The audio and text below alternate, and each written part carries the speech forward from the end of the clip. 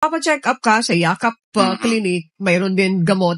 But yung pagbibigay ng gamot, hindi pa ito doon sa kabuuan ng Pilipinas, dito lang yung sa NCR. Let's clarify that once and for all. Ang Yakap, buong Pilipinas na ba ito? Kaya na ba nitong marating yung mga far-flung and geographically isolated areas of the country? O ilan pa lang? Anong mga lugar ito? Baka mamaya i-announce natin ito, you can go to the Yakap para makapagpa-member, pero hindi naman pala available sa kanila. Sige nga, Sir Mark, please. Okay. Brief history lang po, o background pala, patungkol po sa primary care health service ng PhilHealth. We started with PhilHealth Consulta. Okay. Naalala niyo yung PhilHealth Consulta. Yes. Yun po ay PhilHealth Konsultasyong Sulit at Tama. Now, we have rebranded it. Yung PhilHealth Consulta, naging PhilHealth Yakap.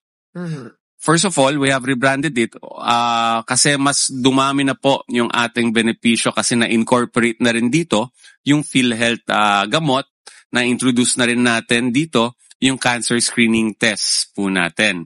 So lahat po ng mga PhilHealth Consulta facilities, na-convert lang po siya into PhilHealth Yakap. So ongoing po yung primary healthcare services natin all over the Philippines. Okay. When it comes to the services na kasama sa PhilHealth Consulta, ginawa lang po natin siyang PhilHealth Yakap at dinagdagan natin ng benepisyo. Okay. Yung 21 medicines na kasama dito sa PhilHealth Consulta, na-carried over lang din po sa PhilHealth Yakap. So available po yung 21 medicines na yon na binanggit po natin sa PhilHealth Yakap. Okay. Opo. Ngayon,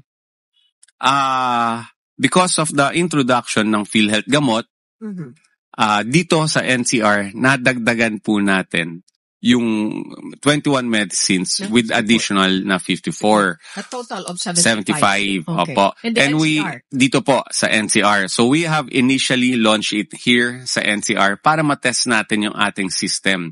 Because meron pong medicine allowance na binibigay yung PhilHealth sa ating mga Yakap beneficiaries. Okay. So,